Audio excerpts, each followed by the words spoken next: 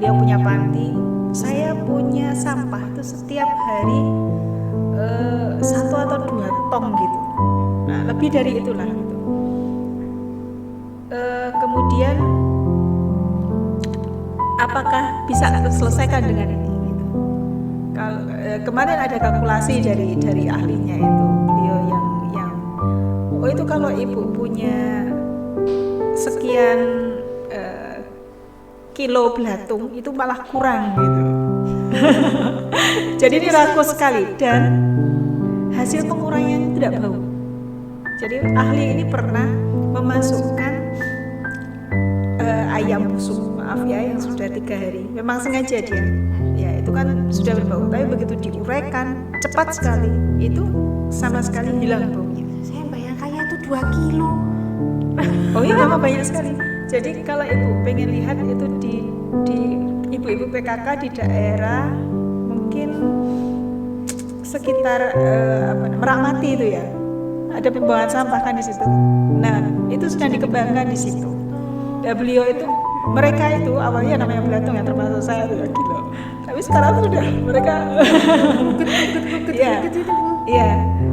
Dan itu ibu pernah melihat belatung yang warnanya hitam. Putih ya biasanya. Nah, setelah putih dia tuh kemudian menjadi hitam itu. Dan itu berbeda dengan belatungnya lalat buah, belatungnya bangkai, itu beda. Karena ini tidak menghasilkan bau dan dia diklaim sehat oleh ahlinya ini. Ya, diklaim sehat, dikonsumsi bisa. Dan beliau mengatakan, saya sejak budidaya belatung ini beda dengan belatung yang dulu. Setiap sepekan sekali saya paling tidak diare. Kalau ini justru saya merasakan sehat. Karena konsumsi itu dimakan. Walaupun kalau kita ya nggak usah lah banyak makanan yang lain. Tapi untuk menunjukkan bahwa ini belatung ini Aman. proteinnya bagus, ya. Jadi ya seperti maaf. Dulu orang Jawa suka makan uretnya pohon jati. Saya sendiri belum pernah lihat. Ular. Entong katanya di bawah itu enggak tahu dari kumbang atau apa itu katanya, itu proteinnya tinggi. Sama seperti udang. Udang endes. Ini lihat. Padahal sebenarnya bentuknya ya jadi bodoh ya. Sebenarnya bodoh. Kalau sudah matang. Iya. Ya, kita tidak berbicara di situ. Gitu ya, berarti aman ya, belatung.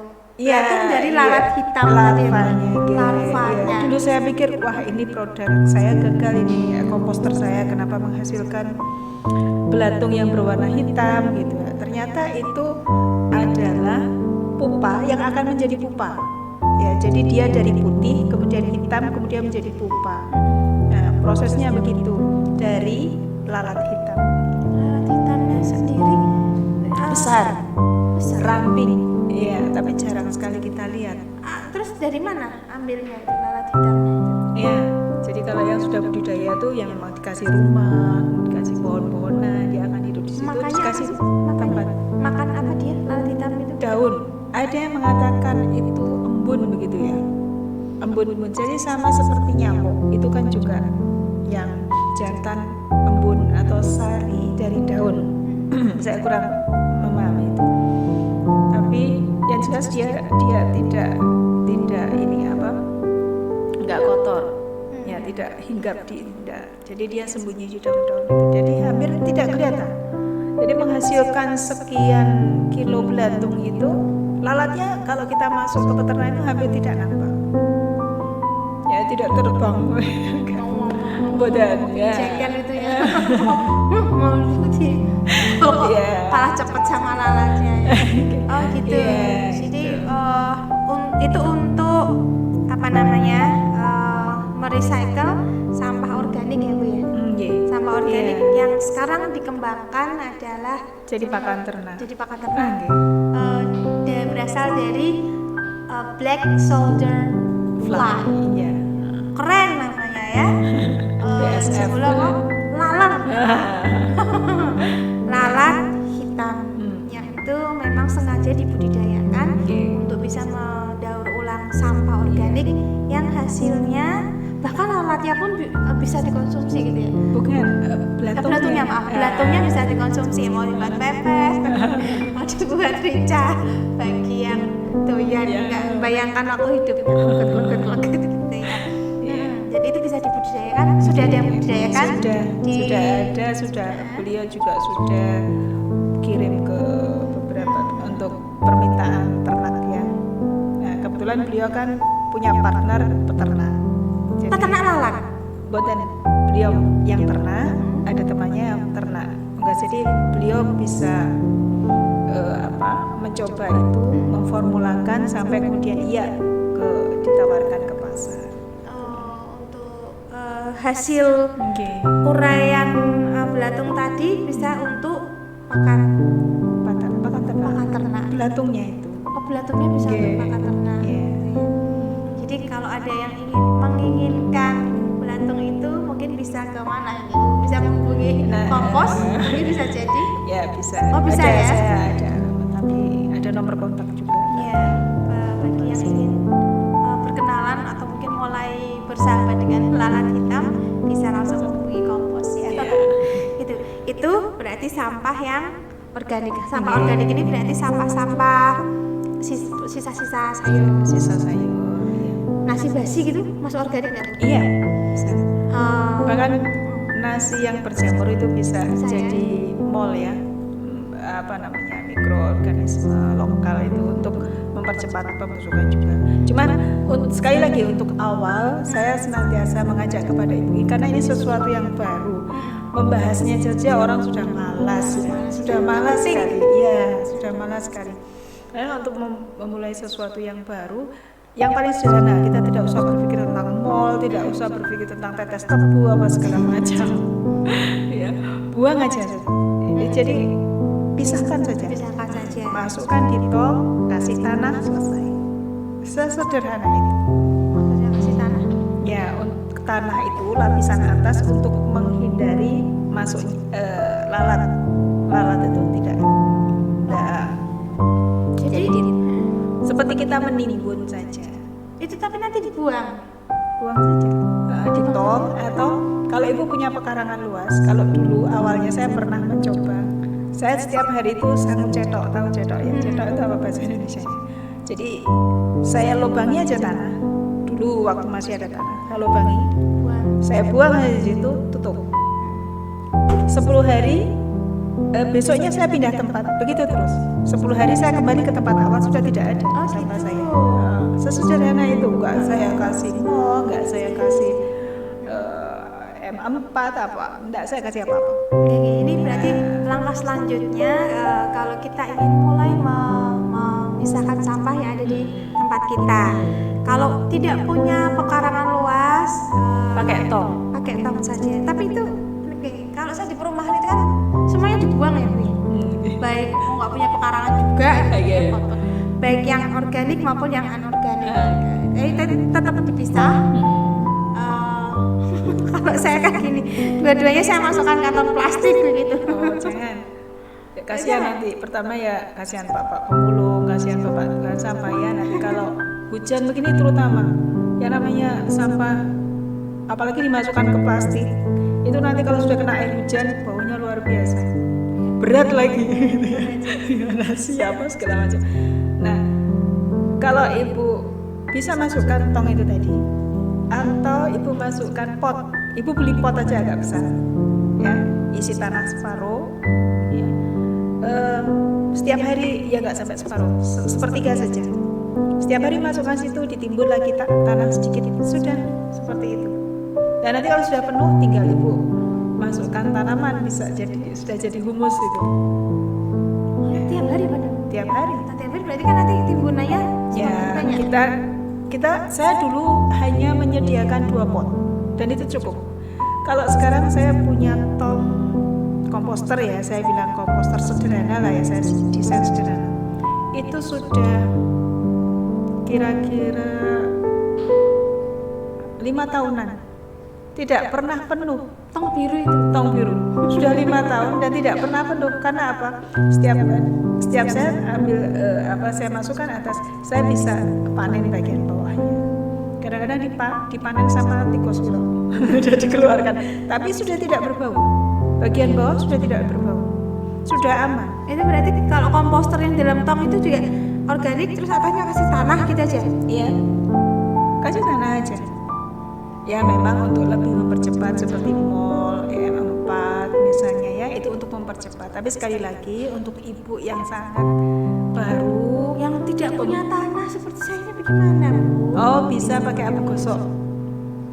Masih ada jualan gosok? Atau begini, ibu beli pupuk kandang. Ya, pupuk kandang ibu kasih di atasnya. Kalau kondisi itu sudah ada gas ya, itu relatif belatung tidak mau hidup. Kalau sudah ada gas. Sampah yang sudah jadi itu kan menghasilkan gas ya. Lama-lama juga ada gas ya, itu relatif nggak mau hidup belatungnya. Jadi gini, mudahnya saja ya, gampangnya saja ya. Yang kalau misalkan kita cuci piring nih, ya kan kita sudah punya 2 tempat sampah. Satu untuk yang anorganik, yang plastik dan lain sebagainya. Organik kan kita cuci piring nih. Iya. Nah, terus kan Taruh sisanya aja. itu Taruh aja di wadah yang di bawahnya bisa. ada Nah, lubangnya. seperti biasanya kalau kita dapat BCA itu nah kan dari plastik itu lubang-lubang. Nah, di bawahnya dikasih tataan, buang aja di situ. Maunya di situ Buang di situ. biar tidak bau, dikasih atasnya tanah. Sebelum itu masih di dekat cucian kita itu. Nah, baru nanti mungkin malam hari kita buang di luar. Ada sebenarnya pembuangan di dalam, istilahnya yang pakai takakura itu ya. Tapi itu agak lebih rumit. Nah, saya tidak Pikirnya. awalnya saya tidak ingin mengajak ke situ dulu. Ya, karena memang saya paling suka mengajak kepada ibu-ibu dari hal yang sederhana supaya lumintu. Nanti kalau belum apa-apa, lumintu itu Istiqomah, kesinambungan. Iya, istimror. Jangan ada program sudah pelatihnya datang, tong sampahnya datang, begitu ada lonceng. Lakukan pertama kok angin. Akhirnya tongnya mangkrak. Tongnya jadi isinya sampah. Sembarang masuk sana. Oke, jadi mudahnya kalau kita habis cuci piring untuk pembuangannya kan kalau kita di perumahan kan pokoknya ini dibuang ya, nggak mungkin kita itu menimbun, apalagi mungkin nggak suka bercocok tanam ya. Yang penting kabeh dibuang. Itu sisanya kita menyediakan satu tempat, alasnya tanah gitu ya, Bu ya. Iya. Kalau ini apa ini yang pakai pot atau komposter? Yang paling mudah. Iya, biasanya ibu yang Itu tadi basic dulu. oh untuk yang di dekat tempat cuci. Kalau dekat tempat cuci apa saja yang bawahnya lubang. Ya, yang bawahnya lubang. Jadi setiap kali ibu makan buah apa segala macam ocean apa ya ditaruh di situ sudah. Nanti malam hari ibu buang di luar, dikumpulkan di satu tempat. Dikumpulkan satu tempat. Ya, tempatnya misalnya ibu pakai komposter atau pakai pot ya. Kalau nanti jadi media tanam ya di bawah kasih kerikil dulu seperti ibu mau menanam biasa. Kalau untuk dibuang, Taruh di komposter. Kalau ibu nggak suka buat komposter, saya punyanya ember nggak kepake, bisa dipakai itu. Atau ibu mau pakai pot, kalau toh nanti harus dibuang sudah aman. Kalau sudah jadi, yang di pot itu kita buang aman. berarti kalau mau membuang yang dibuang adalah hasil yang sudah jadi komposter. Oh, itu gitu. sudah kita buang saja misalnya di tempat pembuangan air atau di halamannya yang nanti orang. diambil. Jangan dong, itu nanti jadi konflik orang saudara itu nanti. Ya, kadang-kadang ada yang suka untuk ini, jadi buang saja di tempat saya kan yang suka bercocok. Ya, sisa cuci piring tadi ditaruh di tempat yang namanya komposter, dan komposter itu adalah kita bisa membuatnya dari yang paling sederhana dari pot. Ya, kan sudah ada lubangnya. Sudah ada lubangnya. Kemudian kita taruh di situ, atasnya dikasih tanah atau abu gosok. Berapa yang hari kiranya itu, Bu? kiranya yang tidak nyaman untuk hingga Saya perlu tanya dulu, lalat kamu nyaman nggak di sini gitu. enggak, maksudnya Itu berapa kan kita kan tiap hari nih produksi sampahnya nih. Itu besoknya berarti tumpuk misalkan aja di situ lagi. tumpuk aja terus Tumpuk aja di atasnya situ. dikasih tutup pokoknya lagi. kalau habis Ditutup tumpuk lagi. atasnya Iya. dikasih abu gosok atau tanah gosok. lagi. Nah itu berapa hari agar kita bisa buang ke tempat sampah? Nah, pertama kita buang ya, jadi bagian bawah sendiri yang pertama kita buang, usianya tuh 15 hari dia sudah jadi. Lama sekali. 15 hari dia 15 sudah hari nanti sampahnya sudah segini dong Bu. ya. Jadi yang paling atas itu nanti jadi juga 15 hari. Lah biasanya kelebihannya kalau kita pakai komposter itu ada lubang bawahnya. Bisa digerok gitu. Nah, yang sudah jadi bisa dipanen dulu. Saya istilahnya panen. Oh, panen ya. Bukan dibuang sekali lagi, sobat podcast, bukan dibuang tapi dipanen. Panen sampah. Ya kalau yang pot Ya, yang pot memang kekurangannya itu. Jadi kita harus atas terakhir itu kita harus menunggu 15 hari sampai dia betul-betul sudah menjadi sampah. gitu ya. Jadi kalau yang pot itu sedia berapa pot ini? 2 pot tuh cukup mungkin ya. Kalau 15 saya dulu 15 pernah hari. mencoba 2 pot cukup. 2 pot ya. Nggih. Asal keluarganya nggak satu keluarga 10 orang itu. Maaf, banyak. itu kalau yang bawah sudah jadi itu kan akan Oh, turun ya, Bu, volumenya ya? Oh, otomatis turun. volumenya Iya, jadi otomatis jangan dibayangkan terus iya. banyak gitu Iya. ya. Nah, iya ini. Nah, ini nanti kalau sudah berhasil begitu meningkat lagi sedikit supaya lebih cepat dan volumenya lebih cepat turun juga, ada proses pengadukan. Tapi nanti setelah Nah, kita ke yang paling mudah Mudah, dulu, ya. yang ibu-ibu nggak perlu repot, dan dengan melakukan ini kita sudah bisa memperpanjang usia kita, insya Allah nanti ya Bu ya. Karena biasanya kita ini juga ditanya ya dulu bagaimana menghabiskan ini ada bencana apa yang sudah kamu lakukan gitu ya, minimal kita bertanggung jawab dengan melakukan apa yang bisa kita lakukan dimulai dari rumah kita sendiri. Nah yang paling mudah tadi yang pertama dengan memisahkan sampah organik dan anorganik. Nanti kita bahas yang anorganik setelah ini. Yang organik paling mudah kita bisa menggunakan komposter buatan sendiri, yaitu dengan menimbun sisa-sisa sampah organik tadi yang kita hasilkan, dengan yang paling mudah dengan memberikan tanah di atasnya ataupun abu gosok di atasnya dengan usia 15 hari. Nah itu kalau kita mau buang ke tempat pembuangan sampah itu sudah aman ya Bu ya. Belatung pun tidak mau dekat karena sudah wangi mungkin sudah tidak begitu nyaman bagi belatung. Yang sudah membuktikan kita cukup mempunyai dua tempat saja, 2 pot saja untuk bisa masing-masing 15 hari sudah penuh kita pakai pot selanjutnya. Jadi itu lebih mempermudah kita, lebih ramah dan sumbangsi kita terhadap lingkungan. Oke, itu tadi yang organik. Nah, sekarang kita yang ke anorganik. Apa yang bisa kita lakukan? Iya. Jadi sebelum kita membahas yang anorganik untuk diapakan itu, sekali lagi saya lebih menekankan kepada pengelolaan yang organik saja.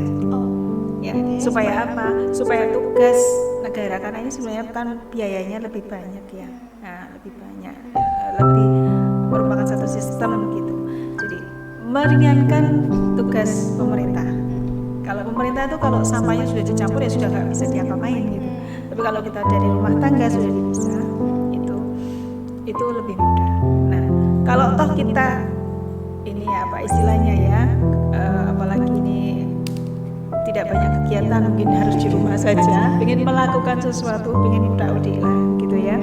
Nah kita ada beberapa yang bisa kita ternyata bisa dibuat seperti ini, walaupun kemudian biayanya masih lebih mahal daripada kotak pensil atau dompet sekarang yang harganya lebih murah dan cantik-cantik dengan plastik, sekali lagi plastik. Mudah. Ya. Ini hanya untuk hobi saja, tapi semoga tidak menjadi menghalang gitu ya, berat dan tidak menjadi proyek mercusuar ya, apa istilahnya ya, karena pernah saya karena sedang booming ini, pemerintah sedang ini, jadi seperti senjata makan tuan begitu. Karena ibu-ibu PKK sangat antusias tidak mengelola sampah organiknya, tapi membuat seperti ini. Akhirnya nyampah. Yang biasanya tidak beli kopi jadi beli kopi. Ya karena pengen bungkusnya bukan pengen kopinya. Bahkan saya pernah dengar ada yang pesan di pabrikan. Tolong buatkan yang tidak perlu saya nyambung. Oh, ya itu podo wae. Berarti itu bukan pengelolaan lagi namanya ya. Pencitraan itu namanya. Nah, itu menyedihkan saya. Jadi kembali kita sebelum mengelola ini, mindset tentang pentingnya itu, spiritnya harus dimiliki. Pernah juga pengalaman sekolah menyuruh anak-anaknya untuk membuat seperti ini, ya. Akhirnya anaknya tidak membuat dan pesan ke saya. Atau disuruh untuk membuat seperti ini, malas untuk mencari sampah dan membersihkan, akhirnya beli kresek baru. Ini menyedihkan karena spiritnya belum didapat. Jadi sebelum melangkah ke sini, nah kita beri edukasi. Tadi saya sangat mendorong sekali untuk edukasi, terutama itu kembali kepada ini anorganik. Apa yang kita bisa lakukan? Sekali lagi, simpan sampah, ya, simpan sampah. Ini untuk ukuran botol segini, untuk menjadi ekobrik, ini istilahnya ekobrik, ya. Untuk menjadi seperti ini harus padat dan bobotnya mencapai 200 gram. Ini saya kemarin hitung 200,4 sekitar. Itu harus padat sekali, sekeras ini. Ya. Nah, itu baru bisa dimakan. Ibu bisa bayangkan, kalau 1 lembar kresek itu 1 gram saja. Kalau 1 gram, kan tidak ada 1 gram itu. 1 gram aja, kita memasukkan 200 kresek. Itu sangat efektif sekali untuk menyimpan. Memang syaratnya memang harus telaten untuk mencuci. Iya, harus bersih Bu ya itu ya. Iya, karena supaya tidak menghasilkan gas ya. Bersih Ya. dan juga kering. Iya. Gitu. Kalau untuk ibu-ibu yang awal, saya sarankan untuk nggak usah mencuci sampah. Cari sampah yang sudah bersih saja. Ya. Nggak jadi nyari lagi pesan pabrik nanti. Enggak, maksud saya di rumah sampah yang relatif bersih itu yang bisa dimasukkan ke sini. Tetapi kalau yang sampah ibu kotor, ya kalau sudah mulai telaten. Kalau saya di rumah, kalau toh tidak saya masukkan di sini, sudah saya cuci dulu sampah sebelum saya buang. Kadang-kadang saya tanya, itu kan nanti mau dibuang ya, kenapa dicuci gitu? Ya supaya, iya, apa istilahnya? Saya bilang nguwongke saudara kita yang punya profesi itu untuk kita sebenarnya kan malu ya. Sama kita dilihat itu kan, dilihat orang saja malu gitu ya. Dilihat saudara kita. Nah, jadi kita buang dalam keadaan bersih. Nah, yang sama-sama bersih itu kita bisa potong acak saja untuk yang awal. Kalau yang sudah mulai bisa dipotong lebih kecil-kecil lagi, warnanya lebih warna-warni. Untuk apa? Kalau yang sudah tingkat dewa kesabarannya bisa untuk rumah, pengganti tembok. Iya itu dewanya sudah di kayangan level 7. Kalau kita, ya kalau sebenarnya saya ingin ini membayangkan boleh ya, anak-anak kalau masuk sekolah itu dari rumah membawa sampah yang ada di rumah dalam keadaan bersih, mereka potong-potong, masing-masing punya ekobrik 1. Nah, bisa untuk membuat bangku di taman, membuat pagar tanaman. BTW saya sudah pernah mencoba itu Bu di kelas 3. Saya belajar di kelas 3 2019 kemarin ya, awal baru sampai dapat 6 bulan sudah kena pandemi. Jadi dapat berapa itu? Wah ya anak-anak itu tadi Bu semangatnya ya, apa saja dimasukkan. Padahal pesannya adalah sampah yang kita hasilkan tiap hari di sekolah. Kalau tidak sampah yang kalau aku ekstra itu ya mereka beli makanan, nah itu yang dimasukkan di sini. Jangan bawa sampah dari rumah atau jangan bawa sampah dari luar atau berangkat sekolah sambil lihat kanan kiri sampah yang kita hasilkan tiap hari. Ya enggak, karena semangatnya tuh wah ini Bu Kenji sudah penuh Bu, ternyata dari rumah ibunya punya dibawa. Itu ya kendalanya itu tadi Bu, memang harus banyak yang dimasukkan di sini ya. Jadi enggak sabar. Supaya padat. Enggak sabar. Oh, iya. Pengen ini lebu oke. Kabeh terus cari-cari. Gitu. Iya. Jadi kalau kecil ini kalau kita punya 6 saja sudah bisa jadi dingle. Perso dingle ya. Ya, silakan diterjemahkan untuk kursi kecil. Kursi kecil. Ya, kalau orang Jawa bilang dingle itu bisa. Nah, itu kemarin saya juga begitu. Di sekolahan gitu jadi program dan tidak kembali, tidak tahu di mana. Ya itu nggak kembali jadi. Iya. Ya, yang paling sederhana ya sobat ngobrol sekalian, kita bisa membuat ekobrik seperti ini. Saya yakin kalau misalkan kita benar-benar membuatnya itu butuh waktu yang cukup lama karena untuk bisa memasukkan sampah sebanyak ini itu juga perlu banyak sampah yang dimasukkan di sini. Gitu, efektif sekali untuk sangat efektif sekali. Iya. Dan efektif sekali untuk menyimpan sampah kita. Menyimpan sampah kita. Oke Bu, sudah hampir 1 jam ternyata kita nih ya. Oh yang terakhir ya, bagaimana cara kita membuang sampah? Apa yang kalau kita gini punya bungkus kopi seperti itu, agar nanti mungkin bisa digunakan saudara kita ya. Kalau kita tidak bisa memanfaatkannya, gimana cara kita membuangnya? Gitu. Apakah harus kita cuci dulu atau kalau buka kopi itu jangan sembarang, biar nanti bisa dipakai lagi. Mungkin ada tipsnya gitu.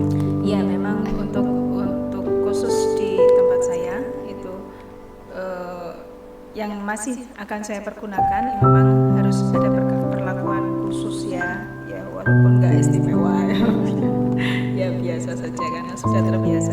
Jadi kita membuka bungkus itu juga kita gunting atas bawah, kemudian kita cuci supaya keluar sampah di sela-sela itu juga kita cuci. Kemudian kita bisa manfaatkan air cucian baju ya. Jadi kita tidak ambil baju air yang bersih, kita manfaatkan itu untuk membilas. Nah, kemudian kita angin-anginkan supaya kering. Nah, baru kita bisa olah. Jadi untuk mengolah ini memang harus bersih. Tapi kembali kepada tadi, kalau ini banyak sekali Bu bisa lihat di YouTube, mau dijadikan apa. Kalau yang ini tempat laptop, ini juga dari ini ya, digunting kecil-kecil, halus. Itu dikunyah itu mungkin gitu ya, sampai bisa sekecil itu. Ya, ada dulu yang usul ini aja berarti kita harus ciptakan mesin gitu ya. Waduh. Tambah energi lagi ya, sih. Harus hemat energi. Iya. Jadi saya tidak terlalu ini ya. Ya kalau Ibu suka itu potong-potong. Jadi ini banyak kalau ini banyak di YouTube. Kalau kembali kepada yang tadi bagaimana membuang sampah di rumah, ya usahakan dipisah. Ya, kemudian kalau saya ya memang karena mungkin terbiasa ya, jadi harus mencuci pun ya sudah terbiasa. Jadi kalau saya nyuci piring, plastik itu saya kumpulkan dulu, baru kemudian saya gosok dengan sabun bekas itu, udah, kemudian saya buang. Seperti saya lihat postingan Ibu kemarin, kalau ada tusuk sate kita membuangnya untuk tidak mencelakai, membuat celaka saudara kita ya dipotek dulu ujungnya, kemudian untuk barang pecah belah disimpan dibungkus dulu ya supaya aman ya. Termasuk juga mungkin kalau ada jarum dan lain sebagainya diperlakukan berpikirnya tidak untuk diri kita sendiri karena saudara kita ya karena tidak membuang itu tadi kan tidak yang meletakkan ya betul sekali. Jadi intinya sebelum kita ke bisa memanfaatkan sampah anorganik, kita lebih menitik beratkan dulu ke sampah organik yang kita bisa lakukan itu. Iya. Gitu. Oke Bu Ana, alhamdulillah sudah kurang lebih 1 jam kita berbicara ya. Mungkin bisa lebih panjang lagi, tapi nanti yang dengar jadi bosan ya. Saya harap nggak bosan. Jadi sobat ngobrol sekalian, saya sepakat dengan Bu Ana yang pertama tadi kita rubah pola pikir dulu bahwa sampah ini bukan hal yang sepele, tapi kita yang sering menyepelekan. Dan dari hal yang sering kita sepelekan ini ternyata efeknya tidak sepele. Karena kita perlu berpikir bahwa usia kita ini perlu kita panjangkan bukan untuk kita, tapi juga untuk anak-anak kita nantinya. Kemudian marilah kita mulai berkontribusi terhadap lingkungan kita, dimulai dari hal yang paling kecil, mengibaratkan dunia ini, rumah kita ini sebagai dunia kecil ya. Kita mulai dari memisah sampah, hal yang paling sederhana, bisa jadi 2 dulu, gak usah repot-repot sampai 4 sampai 5 ya, organik dan anorganik. Dan sobat ngobrol pasti sudah tahu mana yang organik dan mana yang anorganik. Dan kita untuk yang anorganik bisa kita pisahkan, kalau tidak bisa kita kelola sendiri, ya kita jadikan satu agar saudara kita yang biasa mengambil sampah itu lebih mudah. Yang organik ini yang mungkin perlu kita coba agar ketika kita membuangnya itu juga sudah ramah lingkungan dengan cara yang sudah seperti kita ulas tadi, membuat komposter. Hal yang paling sederhana kita bisa buat dari pot untuk bisa kita jadikan kompos agar ketika membuangnya itu juga sudah ramah lingkungan. Ngerti Bu Ana? Terima kasih untuk bisa rawuh di sini. Dan terima kasih juga saudara-saudara yang mulai saya yakin ini sudah banyak yang melakukan, dan terima kasih sudah melakukan dan yang akan melakukan.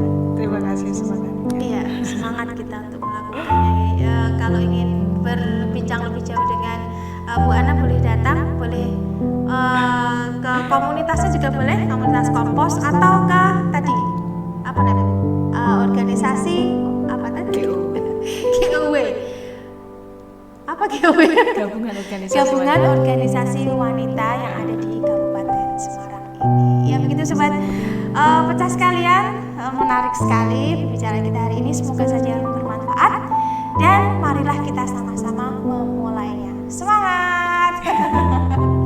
Oke, kita akhiri untuk podcast kali ini. Terima kasih sekali lagi Bu Ana kehadirannya, tetap sehat. Dan nanti bisa mengajak teman-teman rombongan komposnya ke sini, kita bisa diskusi lebih panjang lagi. Oke sobat podcast semuanya, tetap rendah hati dan tetap berbagi, tetap peduli, because we share the world with other creatures. Terima kasih, ketemu lagi di podcast selanjutnya. Assalamualaikum warahmatullahi wabarakatuh. Waalaikumsalam. Bye.